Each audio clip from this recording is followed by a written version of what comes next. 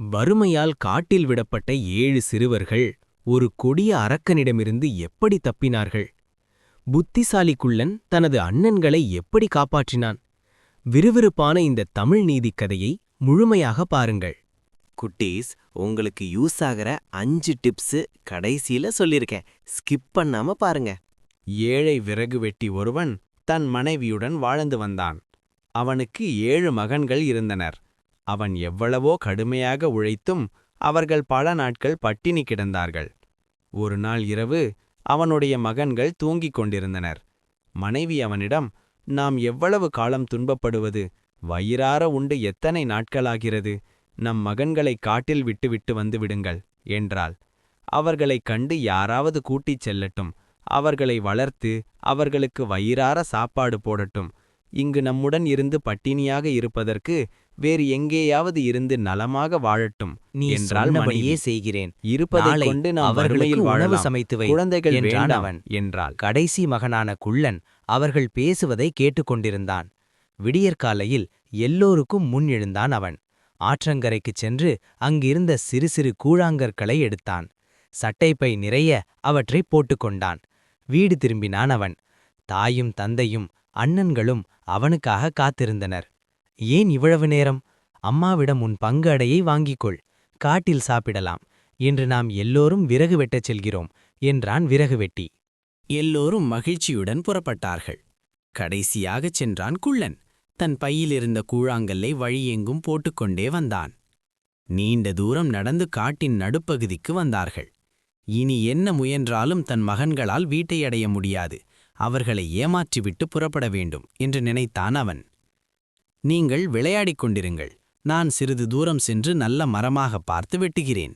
இருட்டியதும் வீட்டிற்கு புறப்படலாம் என்றான் அவன். அவர்களும் மகிழ்ச்சியாக விளையாடத் தொடங்கினார்கள்.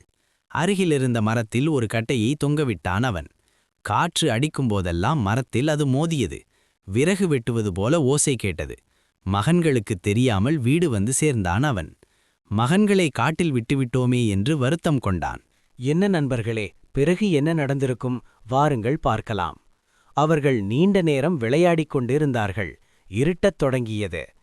தந்தையை அழைத்துக் கொண்டு வீட்டிற்குச் செல்வோம் என்றான் மூத்தவன். எல்லோரும் விறகு வெட்டும் ஓசை கேட்ட இடத்திற்கு வந்தனர். ஐயோ, அப்பாவை காணோமே! இந்த காட்டிலிருந்து எப்படி வீட்டுக்குச் செல்வது? கொடிய விலங்குகள் நம்மை கொன்றுவிடுமே, என்ன செய்வது என்று அலறினான் இரண்டாமவன். கவலைப்படாதீர்கள், இன்னும் சிறிது நேரத்தில் நிலவு வெளிச்சம் தெரியும். அதன் பிறகு நான் வழிகாட்டுகிறேன். நாம் அனைவரும் வீட்டை அடையலாம் என்று ஆறுதல் சொன்னான் குள்ளன். நிலவு வெளிச்சம் பட்ட பகல் போல காய்ந்தது. வழி எங்கும் போட்டு வந்த கூழாங்கல்லை அடையாளமாகக் கொண்டு நடந்தான் குள்ளன். எல்லோரும் பின்தொடர்ந்தார்கள். வீட்டில் தன் மனைவியிடம், நம் குழந்தைகள் காட்டில் எப்படி தவிப்பார்களோ என்றான் அவன். எனக்கு மட்டும் வருத்தமில்லையா? நம் கண் எதிரில் ஏன் அவர்கள் துன்பப்பட வேண்டும்? அதனால்தான் அவர்களை காட்டில் விட்டுவிட்டு வரச் சொன்னேன். அவர்கள் எங்காவது நலமாக இருக்கட்டும். நான் ஒரு கைப்பிடி தானியம் உள்ளது உணவு சமைக்கிறேன். இருவரும் சாப்பிடலாம் என்றாள் அவள். நள்ளிரவு நேரம். இருவரும் சாப்பிட அமர்ந்தனர். கதவு தட்டும் ஓசை கேட்டது. இந்த நேரத்தில் யார்? கதவை திற என்றான் அவன். கதவை திறந்தாள் அவள். தன் மகன்களைக் கண்ட அவளுக்கு மகிழ்ச்சி தாங்கவில்லை. சமைத்து வைத்திருந்த உணவை அவர்களுக்கு பரிமாறினாள். சாப்பாடு சாப்பிட்டு முடிந்ததும் நடந்து வந்த களைப்பால் அவர்கள் தூங்கத் தொடங்கினார்கள். விறகு வெட்டிக்கும் அவன் மனைவிக்கும் சாப்பிட உணவில்லை. நம் மகன்கள் வந்துவிட்டார்கள், காட்டிலிருந்து வந்துவிட்டார்கள் என்று சந்தோஷப்படுவதா, இல்லை பட்டினி கிடப்பார்கள் என்று வருத்தப்படுவதா என்றான். இப்பொழுது என்ன செய்வது என்று கேட்டான் அவன். நிலவு வெளிச்சத்தில் வழி கண்டுபிடித்து வந்துவிட்டார்கள். அம்மாவாசை என்று மீண்டும் அவர்களை அழைத்துச் செல்லுங்கள். இன்னும் அதிக தூரம் சென்று விட்டு வாருங்கள். அவர்களால் திரும்ப முடியாது என்று சொல்லி வருத்தப்பட்டாள். அமாவாசை வந்தது. விடியற்காலையில் தன் மகன்களை எழுப்பினாள் அவள். காட்டிற்கு விறகு வெட்ட செல்லும் அப்பாவுடன் நீங்களும் செல்லுங்கள். மதிய உணவிற்காக ஆளுக்கு 2 அடை சுட்டு வைத்து இருக்கிறேன் என்றாள் அவள். குள்ளனுக்கு என்ன நடக்கப் போகிறது என்பது புரிந்தது. கூழாங்கல்லை பொறுக்கி வர நேரமில்லை. என்ன செய்வது என்று குழம்பினான் அவன். நேரமாகிவிட்டது, புறப்படுங்கள் என்று அவசரப்படுத்தினான் விறகு வெட்டி. அவர்களுடன் கடைசியாக சென்றான் குள்ளன். தன் கையிலிருந்த அடையை சிறு சிறு துண்டுகளாக்கினான். வழியெங்கும் அதை போட்டுக்கொண்டே வந்தான். அவன் போட்டு வந்த அடைகளை குருவிகளும் எறும்புகளும் சாப்பிட்டுவிட்டன. விறகு வெட்டி அவர்களை வழக்கம் போல விளையாட சொன்னான். கட்டையை தொங்க விட்டுவிட்டு வீடு வந்து சேர்ந்தான். இருட்டத் தொடங்கியது. எல்லோரும் தந்தையை காணாது திகைத்தனர். நான் வழிகாட்டுகிறேன், கவலைப்படாதீர்கள் என்றான் குள்ளன். வழி தெரியாமல் அவன் அங்கும் இங்கும் அலைந்தான். நான் வழிகாட்டுகிறேன், கவலைப்படாதீர்கள் என்றான் குள்ளன். வழி தெரியாமல் அவன் அங்கும் இங்கும் அலைந்தான். பக்கத்திலிருந்த பெரிய மரத்தின் மேல் ஏறினான். தொலைவில் விளக்கு வெளிச்சம் தெரிவதை பார்த்தான். கீழே இறங்கிய அவன், அண்ணன்களே, சிறிது தொலைவில் வெளிச்சம் தெரிகிறது. கண்டிப்பாக அங்கே வீடு இருக்க வேண்டும். நாம் அங்கே சென்று இன்றிரவு தங்குவோம் என்றான் குள்ளன். எல்லோரும் வெளிச்சம் வந்த இடத்தை நோக்கி நடந்தார்கள். அவர்கள் கண்களுக்கு பெரிய வீடு தெரிந்தது. அது ஒரு அரக்கனின் வீடு. அரக்கனும் அவனுடைய 7 மகன்களும் வெளியே சென்றிருந்தார்கள். அரக்கனின் தாய் மட்டும் அப்பொழுது வீட்டிலிருந்தாள். குள்ளன் கதவை தட்டினான். அரக்கி கதவை திறந்தாள். 7 சிறுவர்களை பார்த்ததும் அவள் நாக்கில் எச்சில் ஊறியது. பாட்டி, இந்த காட்டில் நாங்கள் வழி தவறிவிட்டோம். இன்றிரவு மட்டும் இங்கே தங்கிச் செல்கிறோம் என்றான் குள்ளன். அரக்கி, இங்கே நீங்கள் மகிழ்ச்சியாக தங்கலாம். இன்னும் சிறிது நேரத்தில் என் மகனும் 7 பேரனும் வந்துவிடுவார்கள். உங்களை பார்த்தால் அவர்கள் மகிழ்ச்சி அடைவார்கள். நீங்கள் களைப்பாக இருக்கிறீர்கள். அந்த அறை என் பேரன்கள் தூங்கும் அறை. அங்கே சென்று நிம்மதியாக தூங்குங்கள் என்று இனிமையாக பேசினாள் கிழவி. அவர்களும் அந்த அறையில் சென்று படுத்தார்கள். சிறிது நேரத்தில் அரக்கனும் 7 மகன்களும் அங்கே வந்தனர். 7 பேரன்களின் தலையிலும் கிரீடத்தை அணிவித்தாள் அவள். நீங்கள் சென்று அவர்கள் பக்கத்தில் படுத்துத் தூங்குங்கள் என்றாள். அவர்களும் சென்று சிறுவர் பக்கத்தில் படுத்தனர். தன் மகனை பார்த்து கிழவி, இன்று நமக்கு நல்ல வேட்டை. 7 சிறுவர்கள் வழி தவறி இங்கே வந்திருக்கிறார்கள். அவர்களை ஏமாற்றி நம் பேரன்கள் தங்கும் அறையில் தூங்க வைத்திருக்கிறேன். பெரிய அண்டாவில் கறிக்குழம்பு வைக்கிறேன். குழம்பு கொதி வந்ததும் நீ அந்த 7 பேரையும் தூக்கி வந்து அதில் போடு. அவர்கள் நன்றாக வெந்ததும் நாம் வயிறார உண்போம். மீதி உள்ளதை பொழுது விடிந்ததும் பேரன்கள் சாப்பிடட்டும் என்றாள். அம்மா, எனக்கு பசி உயிர் போகிறது. சீக்கிரம் அண்டாவை அடுப்பில் வை. அந்த அறையில் என் மகன்களும் படுத்திருக்கிறார்களே. இருட்டில் எப்படி அந்த சிறுவர்களை மட்டும் தூக்கி வருவது? விழித்து கொண்டால் தப்பி விடுவார்களே என்று கேட்டான் அரக்கன். நீ எளிதாக அடையாளம் கண்டுபிடிக்க வேண்டும். அதற்காகத்தான் என் பேரன்களின் தலையில் மட்டும் கிரீடம் அணிந்துள்ளேன் என்றாள் அவள். குள்ளனுக்கு திடீரென்று விழிப்பு வந்தது. கிழவியின் 7 பேரன்களும் தலையில் கிரீடத்துடன் படுத்திருப்பது அவனுக்கு தெரிந்தது. ஏன் இவர்கள் கிரீடத்துடன் தூங்க வேண்டும்? ஏதோ சூழ்ச்சி நடக்கிறது என்பதை புரிந்து கொண்டான் அவன். அவர்கள் தலையிலிருந்த கிரீடத்தை எடுத்தான். தன் அண்ணன்களின் தலையில் அவற்றை அணிவித்தான். தன் தலையிலும் கிரீடத்தை அணிந்து கொண்டான். என்ன நடக்கிறது என்பதை விழித்திருந்து பார்த்தான். சிறிது நேரத்தில் அரக்கன் உள்ளே நுழைந்தான். கிரீடமணிந்திராத சிறுவர்களை ஒவ்வொருவராக தூக்கிச் சென்றான். கொதிக்கும் குழம்பில் அவர்களை போட்டான். நடந்ததை பார்த்த குள்ளன் திகைத்தான். தன் அண்ணன்களை மெதுவாக எழுப்பிய அவன், அரக்கனின் வீட்டில் சிக்கிக் கொண்டோம். உடனே தப்பிச் செல்ல வேண்டும். இல்லாவிட்டால் நம்மை கொன்று விடுவார்கள் என்றான்.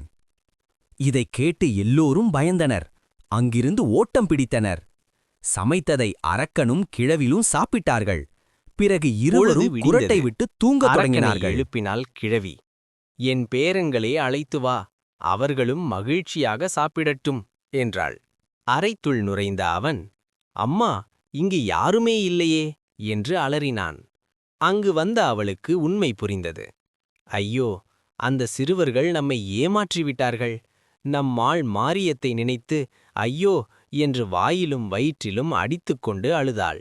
என்ன கொடுமை இது! இனி நான் என்ன செய்வேன் என்று சுவரில் மோதிக்கொண்டு அழுதான் அவன். இருவரும் நீண்ட நேரம் அழுதார்கள். உருவாறு மனம் தேறிய அரக்கன், என் குழந்தைகளைக் கொன்றவர்கள் அந்த சிறுவர்கள்தான். என்னிடம் இருந்து அவர்கள் தப்ப முடியாது. எங்கு இருந்தாலும் அவர்களை தேடிக் கண்டுபிடிப்பேன். கொன்று தின்று பழி தீர்ப்பேன் என்று கோபத்தில் பற்களை நரநரவென்று கடித்தான். என் மந்திரச் செருப்பை கொண்டு வா என்று கத்தினான் அவன். கிழவியும் செருப்பை கொண்டு வந்தாள். அதை போட்டுக்கொண்டு புறப்பட்டான் அவன். அரக்கன் தேடி வருவான். நம்மை பிடித்தால் கொன்று விடுவான். வேகமாக ஓடுவோம் என்றான் குள்ளன். எல்லோரும் நீண்ட தூரம் வந்தனர். என்னால் ஒரு அடி கூட எடுத்து வைக்க முடியவில்லை என்றான் மூத்தவன். அரக்கன் இனி நம்மை துரத்த முடியாது எதற்கும் பாதுகாப்பாக இங்கிருக்கும் குகைக்குள் பதுங்கிக் கொள்வோம். யாராலும் கண்டுபிடிக்க முடியாது என்றான் குள்ளன். எல்லோரும் பதுங்கிக் கொண்டனர். அரக்கனின் காலடி ஓசை அவர்களுக்கு கேட்டது. எல்லோரும் நடுங்கினார்கள். அங்கு வந்த அரக்கன் எல்லா திசைகளிலும் பார்த்தான். அவர்கள் பதுங்கியிருப்பது அவன் கண்களுக்கு தெரியவில்லை. ஏய் மந்திரச் சிறுப்பே, இங்குதான் அவர்கள் இருப்பார்கள் என்று என்னை அழைத்து வந்தாயே. இங்கு அவர்களை காணோமே, நீயும் என்னை ஏமாற்றுகிறாயா என்று சொல்லிவிட்டு அங்கேயே படுத்தான். களைப்படைந்த அவன் குரட்டை விட்டு தூங்கத் தொடங்கினான். இதை பார்த்த குள்ளன், அரக்கன் தூங்குகிறான், அவ்வளவு சீக்கிரம் எழுந்திருக்க மாட்டான். நீங்கள் சத்தம் போடாமல் இங்கேயே இருங்கள். மந்திரச் செருப்பை அணிந்து நான் அரக்கன் வீட்டிற்குச் செல்கிறேன். அங்கிருந்து ஏராளமான பொருள் கொண்டு வருகிறேன். பிறகு நாம் அனைவரும் நம் வீட்டிற்குச் செல்வோம் என்றான். எல்லோரும், எங்களை காப்பாற்ற வேண்டியது உன் பொறுப்பு, நீ என்ன நினைக்கிறாயோ அப்படியே செய் என்றார்கள். ஏ மந்திரச் செருப்பு, நான் அரக்கனின் வீட்டை அடைய வேண்டும் என்று சொல்லிவிட்டு நடந்தான். மந்திரச் செருப்பு அவனை அரக்கனின் வீட்டின் முன் நிறுத்தியது. பாட்டி, கதவை திற, உன் மகனுக்கு ஆபத்து என்று கத்தினான் அவன். கதவை திறந்த கிழவி, என் மகனுக்கு என்ன என்று கேட்டாள். உன் மகன் கொடிய திருடர்களிடம் சிக்கிக் கொண்டான். அவர்கள் அவனை கட்டி வைத்து துன்புறுத்துகிறார்கள். நிறைய பொருள் கொடுத்தால் உன் மகன் உயிர் பிழைப்பான், இல்லையேல் அவர்கள் அவனை கொன்றுவிடுவார்கள். மந்திரச் செருப்பை அடையாளத்திற்கு என்னிடம் தந்தான். இதை காட்டினால் என் தாய் நிறைய பொருள் தருவார். வாங்கிக் கொண்டு ஓடிவா, அப்பொழுதுதான் நான் உயிர் பிழைப்பேன் என்று என்னை அனுப்பினார் என்று பரபரப்புடன் சொன்னான் அவன். ஐயோ மகனே, உனக்கு ஆபத்தா? உன்னைவிட எனக்கு பொருளா பெரிது என்று அலறினாள் அவள். பெரிய சாக்குப் பையில் பொற்காசுகளை நிரப்பி அவனிடம் தந்தாள். அந்த பையை வாங்கிய அவன், இனி கவலைப்பட வேண்டாம், உங்கள் மகன் கண்டிப்பாக வந்து சேர்வார் என்று சொல்லிவிட்டு புறப்பட்டான். மந்திரச் செருப்பின் உதவியால் அண்ணன்கள் இருந்த இடத்தை அடைந்தான் அவன். அரக்கன் குரட்டை விட்டு தூங்கிக் கொண்டிருந்தான். இனி இந்த அரக்கனால் நம்மை ஒன்றும் செய்ய முடியாது. மந்திரச் செருப்பை இழந்துவிட்டான். அவன் தேடி வைத்த செல்வத்தையும் கொண்டு வந்து விட்டேன்.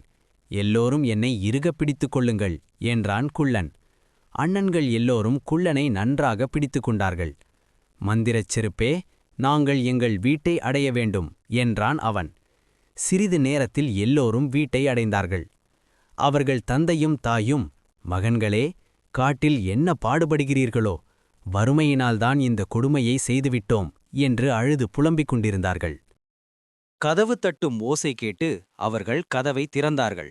7 மகன்களும் நிற்பதைக் கண்டு அவர்களை கட்டித் தழுவிக் கொண்டார்கள். அம்மா, இனி நமக்கு வறுமையே இல்லை.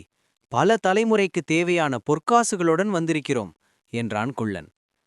சாக்கை பிரித்தான் விறகவெட்டி. அதற்குள் ஏராளமான பொற்காசுகள் மின்னின. எதிர்பாராமல் கிடைத்த இந்த நல்வாழ்வை எண்ணி எல்லோரும் மகிழ்ந்தார்கள். தூக்கம் கலைந்து எழுந்தான் அரக்கன். தன் காலில் மந்திரச் செருப்பு இல்லாததைக் கண்டு திடுக்கிட்டான். எப்படியோ துன்பப்பட்டு தன் வீட்டை அடைந்தான் அவன்.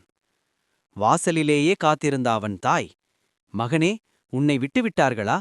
நாம் சேர்த்து வைத்த பொற்காசுகளை அப்படியே கொடுத்து அனுப்பினேன் என்றாள். என்னம்மா சொல்கிறாய்? நாம் சேர்த்து வைத்த பொற்காசுகள் போய்விட்டனவா? என்ன நடந்தது என்று அதிர்ச்சியுடன் கேட்டானவன். நடந்ததையெல்லாம் சொன்னாள் அவள். அம்மா, அந்த சிறுவர்கள் நம்மை நன்றாக ஏமாற்றிவிட்டார்கள். நாமே நம் அருமை குழந்தைகளை கொன்றுவிட்டோம். என் மந்திரச் செருப்பை இழந்துவிட்டேன். சேர்த்து வைத்த பொற்காசுகளும் போய்விட்டன. என்ன செய்வது என்று அழுதுகொண்டே கேட்டான் அவன். மகனே, ஒரே ஒரு நாள் அவர்கள் இங்கே இருந்தார்கள். நமக்கு எவ்வளவு இழப்பு ஏற்பட்டுவிட்டது. இனி அவர்கள் வழிக்கே போகாமல் இருப்பது நமக்கு நல்லது என்று அறிவுரை சொன்னாள் அவள். நீ சொன்னபடியே நடக்கிறேன் என்றான் அவன். பிறகென்ன, விறகு வெட்டி தன் குடும்பத்துடன் மகிழ்ச்சியாக வாழ்ந்து வந்தான்.